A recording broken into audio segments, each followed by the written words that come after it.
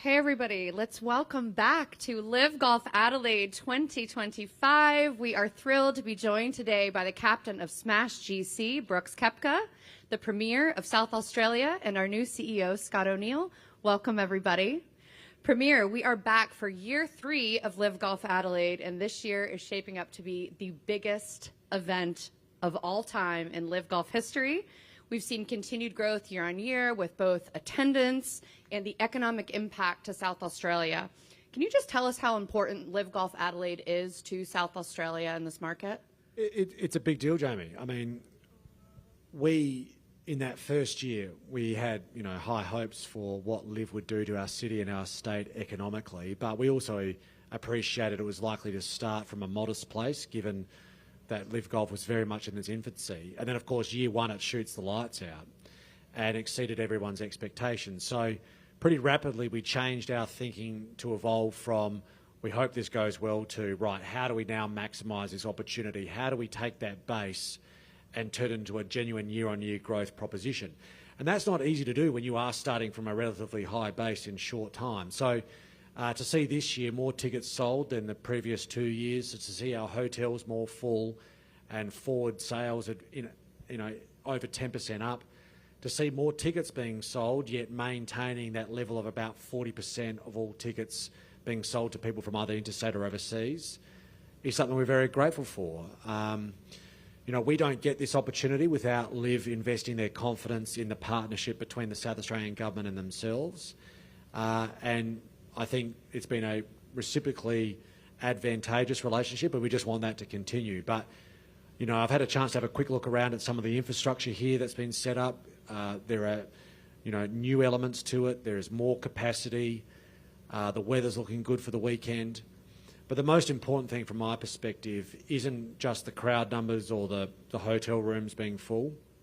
The most important element of all of this is what it does to the awareness of Adelaide in South Australia as a place to do business. And we've worked really hard as a government to set ourselves up to be in a strong position with some good foundations, and we can seal a few deals on the back of that through to the platform that LIV provides. There are a lot of people coming to Adelaide this weekend that wouldn't ordinarily come here.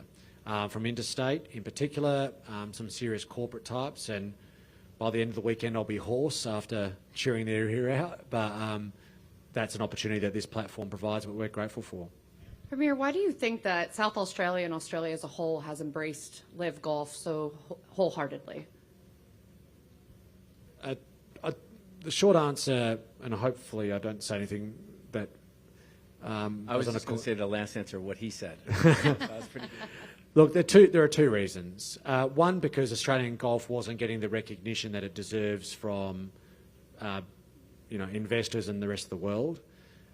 This is a sporting nation, and golf is part of our sporting identity. And it was sort of looked over and ignored.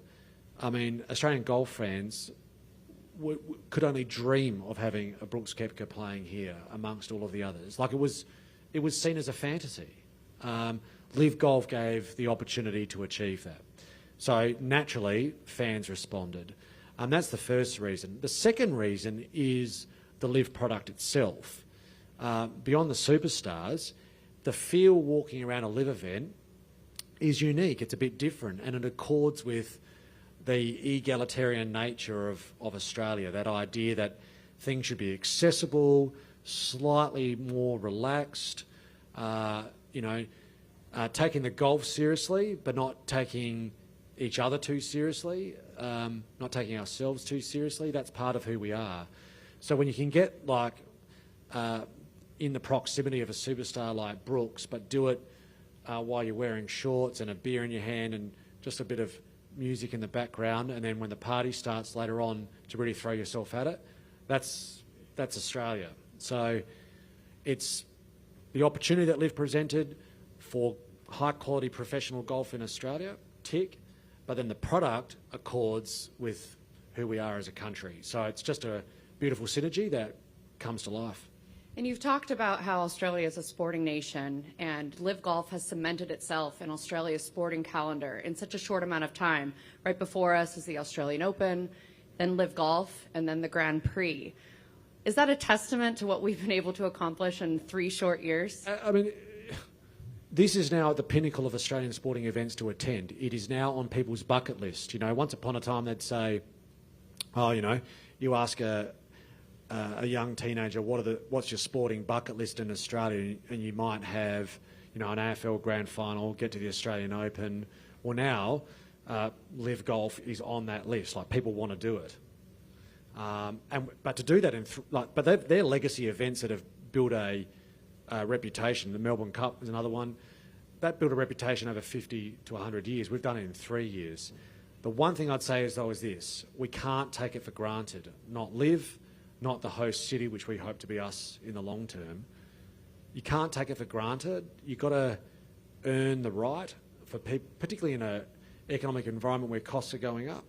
You've got to earn the right to say, if you're going to spend your money, do it here. And that's where we want to make sure we're investing and evolving, and I think you'll see evidence of that over the course of the next 3 days. Scott, welcome to LIV Golf Adelaide, your first time here. We always say that LIV Golf Adelaide is the blueprint for what LIV is going to be eventually all around the world. How important is LIV Golf Adelaide to this schedule, and how does it align with your vision for the future of LIV Golf? Sure. Well, first off, it's wonderful to be here. For us, it always starts with the golf, always, and we're blessed with the best golfers in the world. We have one of them sitting up here with us, Brooks Koepka, Cam Smith, and the Rippers are quite incredible. Bryson DeChambeau and Phil Mickelson, and I mean it's a who's who of golf for us. And so for us, it always starts with the golf. When we talk about locations, first off, it has to be a public-private partnership. And in some locations, that's really complicated. In here, we have extraordinary leadership, a visionary premier, and that's really helpful. It also, having a wonderful golf course and a world-class golf course is a key component in any location we go. And the LIV brand is different and special. It is the kind of new version and modern version of what golf's supposed to be. And here, I think, is the quintessential example when you have that kind of incredible blend of world-class golf on a world-class course, and music and culture and food and the experience and a party hole. And even this year, on hole 6, a family hole, because we want this to be a place for everyone. We want everyone to feel comfortable here and welcome here. I will tell you what's really exciting for me is just to sit with the players and hear. I'm excited to hear what Brooks has to say. But there's a rush in coming here. Like, there's a genuine excitement about playing in Adelaide. And while there is incredible excitement all over Australia, as you can imagine, from markets interested, the place we want to be for the long haul is right here in Adelaide. Scott, we say that we are the first truly global golf tour. We are bringing golf, world-class golf, to golf-starved markets around the world, and that is nowhere better on display than here in Adelaide, where we're breaking attendance records year on year. Can you just talk about the vision for LIV Golf being the first truly global golf tour? You know, you don't have to look too far past tennis. You know, I always think about how do you look at other sports as models, and I think the Australian Open here is a good example with tennis. You know, it's a world-class event, and for a moment the tennis world starts and stops here, and golf seems to be very centered on the United States, and yet when you look at the golf world, and you look at Australia, and the UK, and Hong Kong and Singapore and all the incredible cities we're blessed to go play. Riyadh last week, you know, we're taking the game to the world where golf fans around the world want to see the greatest players on the biggest stages. And we feel like that is an opportunity, it's a privilege, and a bit of an obligation. And how important is that just to growing the game of golf as a whole? You know, this game is in great hands, you know, and the game's growing. I think 3.5 million more golfers in 24 than there were in 23. So the game is wonderful, and that's not an accident. This is one of the world's great teachers, right? It teaches you resilience, right? It teaches you patience. It teaches you consistency and integrity, because it's a self-scoring game. And so all those wonderful life lessons you get from golf matched with a sport that's growing, matched in an environment in a place like Adelaide where fans come from all over the world and all over Australia to come together to have an experience of a lifetime, it's a pretty good fit. Teaches you anger management too. It Brooks, sure does. We've heard from the executives. We want to hear from your perspective now as a player. Well, first of all, where does LIV Golf Adelaide rank on your list of all of our events? You've been with us from the very beginning. Talk about that. Yeah, I think I know that I can speak for all the players. This is the one event every year that we look forward to coming back, right? We've got the most fans, the most energy. That's what LIV Golf's about. Make it fun for the players, make it fun for the fans and families that come out. And I think this event just proves exactly what we've been trying to do for year after year. And this is the pinnacle of our events. And hopefully in the future, this is the bar that we set. You are back for year 3. What is your favorite memory so far at a LIV Golf Adelaide event? That one's pretty easy for me. My brother making the hole-in-one. I think that's pretty easy. It's funny because I practice with him at home quite a bit, especially now that he's back playing again. And it's the one topic I think that's brought up pretty much every time we're together. He still thinks he's the mayor of Adelaide. He still calls himself that. So it's quite fun. We get a good laugh. And I was even joking with him because I think he's off this week. I was like, dude, you got to come down. So trying to convince him to come back. And it'd be fun. It'd be a good experience for him. Hopefully he's back here playing in a few years. And he plays well enough in the international series and gets back here, or the promotions event, which is huge. So look, what we're doing is super innovative and very cool. And it's just I'm glad to see it from a player's perspective that it's taken off. We just talked about the iconic moment with Chase, which took place on the LIV Golf watering hole. There's nothing like that in the world of golf. From a player's perspective, again, can you just talk about that experience walking through the tunnel with your walkout song blaring? You walk out to the cheers. What does that experience feel like? It's incredible. I think it doesn't start just on the watering hole. It's the lead-up holes to it. I think once you walk off 9 green as a player, you can start to hear the music going. You hear the players being announced. You can hear the energy that's going, and it affects the whole golf course. So it's not just that one hole, but it affects the whole golf course. And you're anxious just to get there and hopefully hit a good shot. But the excitement when you leave the 11th green is that's what sports are about, right? There's this iconic moment or this iconic setup that everyone's looking forward to. And as fans, they have that there. And then as the players, once we get there, it's just pure excitement, and you just better hit that green. That's all I can say. I think I can speak for everyone. We're all ready for the show this week. I'm going to go ahead and open it up to media. If you guys can please raise your hand, and we'll bring a mic over to you. We've got Evan Priest from Golf Digest over here. Over here, James. Thanks.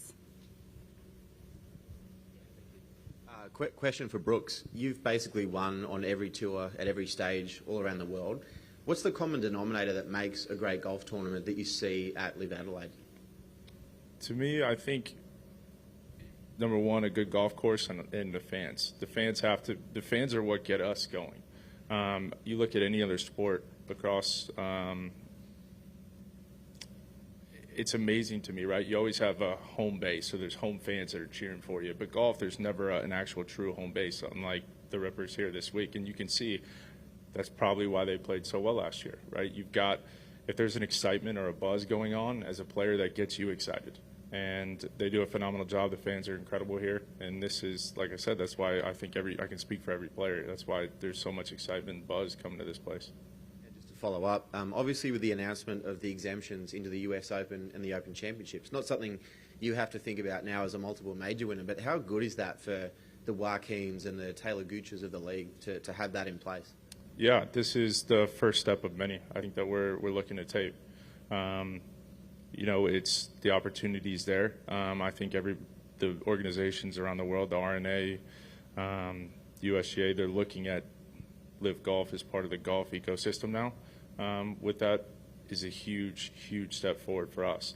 And hopefully we have a player that's not exempt, that's up there, ready to go, and gets in another major, because all it does is just add value to this league and to each team. Okay. Raise your hand. You Brad Clifton back there.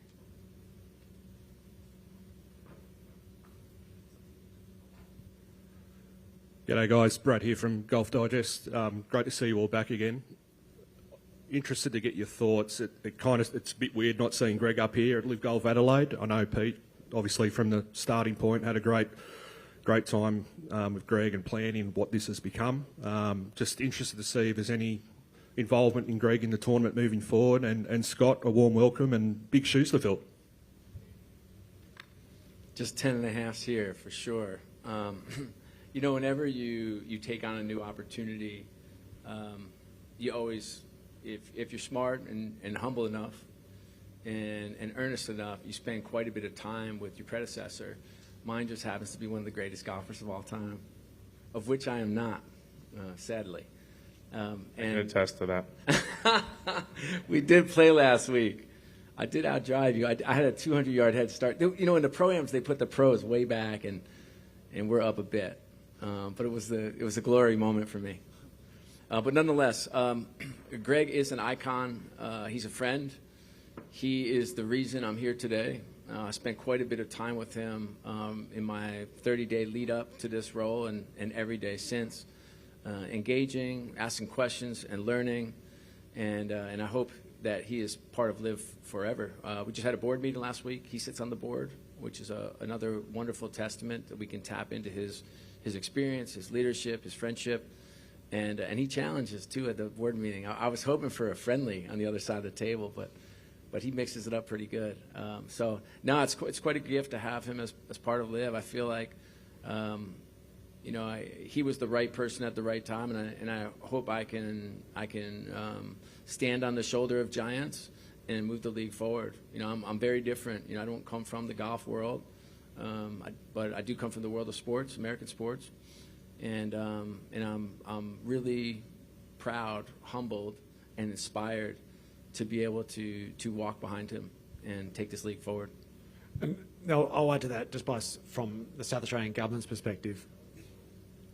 You know, we're not here doing this in South Australia not for Greg's vision and leadership, but more than that, also the practice of good judgment. You know, the easiest thing for Greg to have done at the time would have been to put this event on the eastern seaboard of Australia, you know, in Sydney. That's the orthodox thing to do.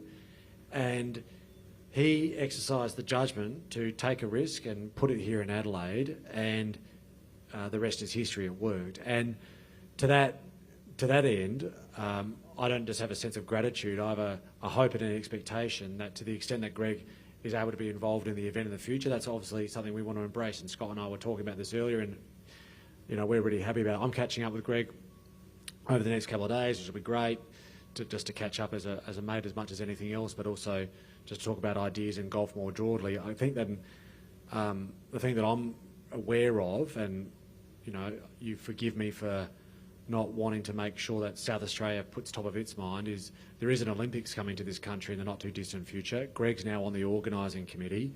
Greg sees the power of collaboration with government. Obviously the Olympics is going to be centred in Sydney, in Brisbane, but there will be things that happen around outside of that. And Greg's perspective, particularly in event management and bold leadership, I think is a coup for Brisbane Olympics and the country.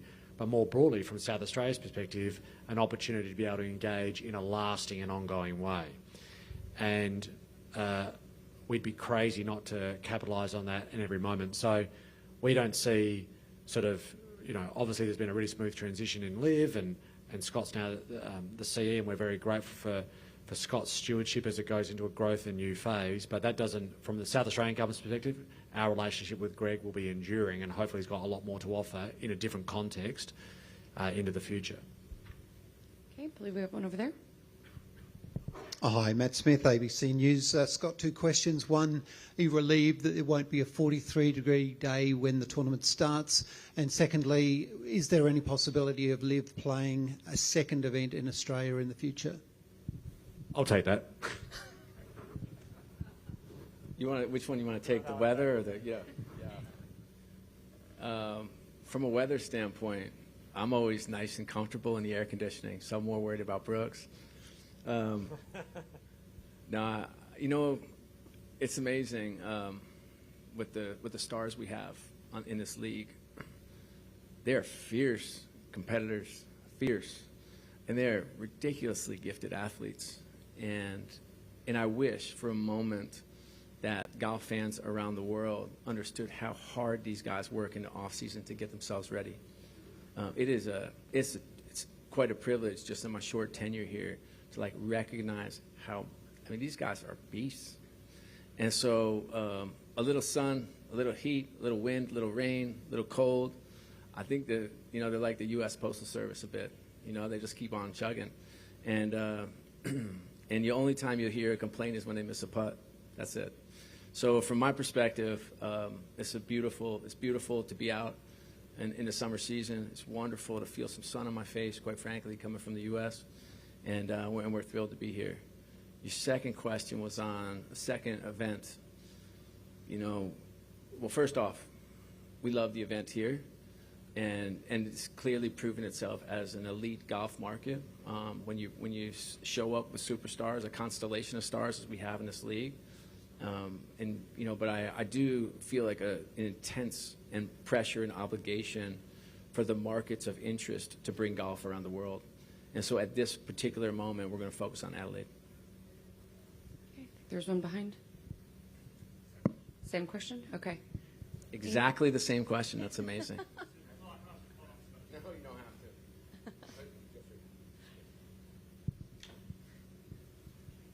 Yeah, sure. Yeah, it's Will from Nine. Well, Premier, the first question was for you. We obviously have it until next year, but as it gets bigger, does it get harder to retain? Look, we've made no secret of the fact we understand it's a competitive environment. You know, part of our frustration is, you know, South Australia has a history of going first on an event, building it up to be something magnificent, and then other jurisdictions come to try and pitch it off of us. As I said earlier, we've got to earn the right. You know, I can't look Scott in the eye and say, look, you have to bring LIV back to Adelaide just because we've had it before. We have to earn the right to be here. We have to show that we're committed to it. We have to show we're willing to invest in it. And that's the collaboration. So we're not resting on our laurels. We understand there are other jurisdictions that would like this event. I get that. We just got to work at it. And then, Scott, the question was, you've said that you'll be focusing on Adelaide. So would it take an offer you can't refuse to remove it from Adelaide and go to another Australian jurisdiction? It's a well-phrased question. You know, our intention is to be back in Adelaide. That's our intention. We have had interest, as you might imagine, given the success of this event. But I started this press conference just by talking about like the key elements and ingredients, and you don't have to look too far when you have extraordinary, I don't mean to make this uncomfortable for you, but extraordinary civic leadership. You have visionary leadership. You have world-class golf course. You have a place where our players are comfortable. You have extraordinary restaurants. The hospitality is great. The people are great. So I hope that we're here for a very long time. That's the intention. I think Evan had a follow-up for you, Scott, over here. Hey, Scott. Just with the news sort of emerging that the framework agreement between the PIF and the PGA Tour is sort of moving forward, I just want to know what your involvement in that, and what do you have to think about as the LIV Golf CEO as that progresses? Sure. So, PIF, they're the investor and creator of LIV, okay? PIF is a sovereign wealth fund of the Kingdom of Saudi Arabia, and they are likely to make an investment into PGA Tour Enterprises, okay, a new structure that a collection of U.S. investors invested in. And so for us at LIV, we're hoping that unlocks opportunity. That may unlock opportunity with markets, with courses, with marketing partners, with television networks, with growing the game, with competition opportunities, with new formats. But we're pretty. I grew up in New York. If you haven't been able to tell so far by my funny accent, and the state motto is Excelsior, which means kind of onwards and upwards, effectively. And we're very excited about the potential investment with PIF and PGA Tour Enterprises. But I will tell you, it's been a short 40 days here, but in the 40 days, I've seen a U.S. agreement with Fox, broadcast agreement. I've seen a UK agreement with ITV to get us over the air in the UK. It's the only golf that will be over the air in the UK. I've seen our first pillar partnership with Madden. I've seen stars extended. I've seen a successful event in Riyadh. I've seen interest from all over the world. We're now our broadcast in 100 countries and territories, over 800 million households. So I see momentum, you know, and you don't have to look too far from here to feel like we're going to have the largest event in the history of LIV Golf here, right here in Adelaide. Like, so from my perspective, we have incredible interest with television broadcast networks, which has been a bit of a Achilles heel for us. Sponsors, marketing partners, as we call them, seems to be interest that the group has never seen before. Attendance seems to be something that's going in this trajectory. And so I'm excited about the agreement. I think that right now we are going to the moon and back. And I hope that'll help as an accelerant, but I'm very confident in where we are in this business and the interest we have currently. There's time for one more over there. Hey guys, Steve here from the Watering Hole podcast. Premier, well done again, and Scott, warm welcome to Adelaide. Questions for Brooks. John Rahm recently said that Grange has the greatest bunkers he's seen in his life. How is Grange looking this week? How's it set up? Who are going to be the big players this week? Brooks is never in the bunker. I was going to say that, actually. Yeah, no, look, this golf course is in phenomenal shape. Some of the purest greens I think we play all year on LIV, and it's exciting. I know, like I've said it earlier, the players are excited to get down here to play. It's a fun event. This golf course is in incredible shape. I mean, I actually love the fact it's this hot right now because it might firm this golf course up a little bit, and I think you're really going to see a true Australian golf course test. That's what I believe. Obviously, probably Cam's the favorite. Cam's definitely the fan favorite, so it's hard to go against that. But there's so many guys playing well. John Tyrrell's playing phenomenal golf. I don't think he's finished outside the top 5 in his last maybe 6 events or something like that. So there's a lot of guys that are playing well, and it's a big year, Ryder Cup year. So guys are looking to play well on both sides, the European side, our side, and the States, and it's just there's a lot to play for this season, so there's a lot of hungry guys. Brooks, you mind adding something about some of the young talent? That's the thing that blew me away in Riyadh. Yeah, look, I've said it for years. It's amazing to me these guys are as young as 20. 20, Caleb's 20. Yeah, 20 to, I think, the oldest rookie, maybe 24. Is that right? When they come out of either college or they're in this 20 to 24 range, I've never seen every generation that just comes out. It's amazing how ready they are to compete and win.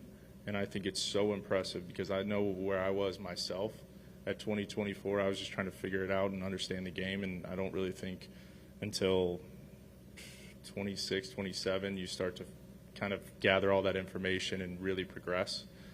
Where you believe you can win. And years before, it was almost 30 to 40 was your years to make hay and go.